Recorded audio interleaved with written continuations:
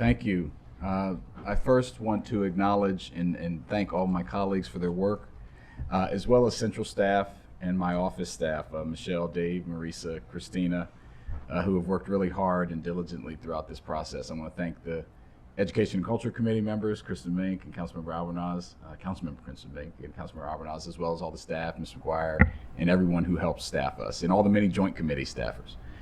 The council was presented with a budget from the county executive that reflected unprecedented need across the county and called for additional revenue specifically to support our public school system.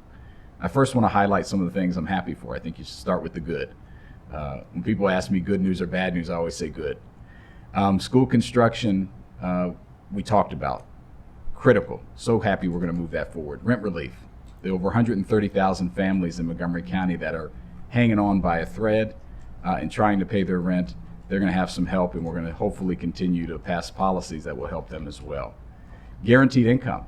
Wealth and income inequality are one of the biggest challenges of our time, and this is a proven strategy for helping residents who are struggling. I'm thankful for the additional funding that we've included for MoCo Boost, which is our guaranteed income pilot I initiated with Councilmember Albanaz, and all county colleagues supported this budget and last budget to invest our dollars in the hands of working families. Other jurisdictions around the country are looking to us because of our leadership. Summer Rise. As the inaugural director of Summer Rise, I'm filled with pride and joy to see the program at WorkSource Montgomery now continuing, having helped thousands of students and now serving 644 students this year. I can't wait for it to continue to grow and help more students get work-based learning experiences and explore careers here in our county. Libraries. Our libraries have been a lifeline during the pandemic, and I'm so pleased that we're completing the last library renovation of our 22 existing library cycles, and we're going to make progress towards building our new libraries and refreshing others. They've done great work throughout the pandemic, but also in hiring and retaining high quality staff. Montgomery College, we're so lucky to have a top-rate Montgomery College, one of the best community colleges in the nation, and they're doing work every day around education and career development. And I'm so excited that we're going to see their expansion at the East County Education Center and other projects, including the Germantown Student Services Center that will be updated. Just this week, I was honored to attend graduations of 250 dual enrollment students who got their college degree before they got their MCPS diploma, which they'll do here in the next weeks. And 100 ACES students who are college students that are moving on from communities, many of them, 85% the first to graduate from college. Our mission and my mission as a council member is to expand opportunity. And as chair of the Education and Culture Committee, I know the power of educators and mentors who can shape who we are in the world. The surest path to greater opportunity is through education. And many people have come to our county because of our strong commitment to education. I'm concerned that our commitment to our schools is faltering exactly when we need it to be most steadfast. That's why my highest priority in this budget was to ensure that our students and educators have the resources they need to succeed. The only way to retain the high quality of teaching that parents and residents expect for our school system is to support it. It's the largest, the 14th largest in the country, the largest in the state, with more than 24,500 staff, 211 schools, 1,500 school buses, and 162,000 plus students. Now, while we have many competing budget priorities, including inflation costs, new state mandates, and increasing needs for vulnerable residents, we have to recognize the social determinants that impact education. We have the highest number of students dealing with mental health crises right now, affordable housing. We also have 43% of our students in poverty. And this is coming out of a pandemic that was once in a lifetime, when it costs more to deliver services, when everything costs more.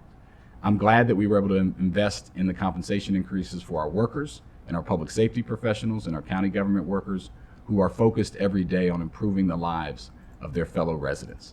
We've heard the concerns about increased property taxes and that it would put a strain on some members of our community.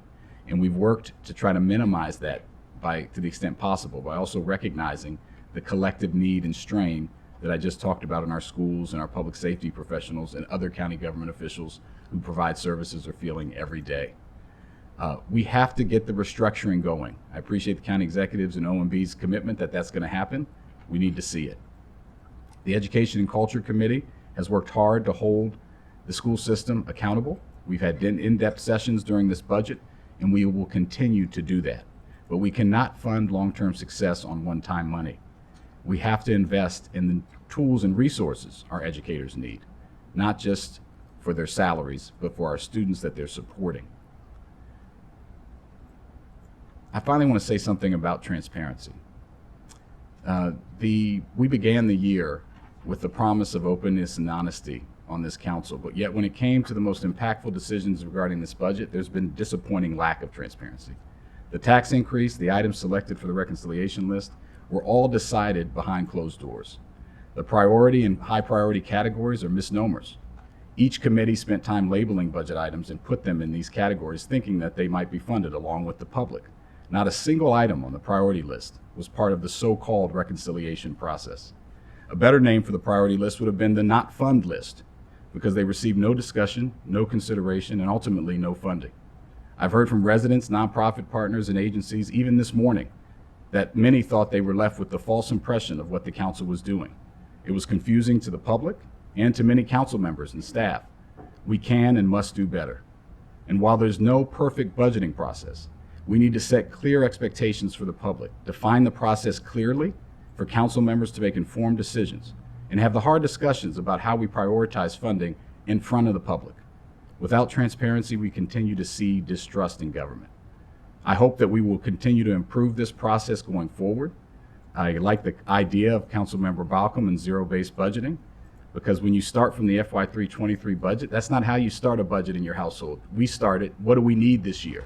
What are the challenges that we have and opportunities this year? That's where the budgets start, not from a previous year's budget. So I voted for this budget because it's a moral document and we need to fund the things in it, but we need to continue to improve so that everyone in our county can live, learn, work, and play and thrive in our county. I'm hopeful that we can do that as we move forward. Thank you.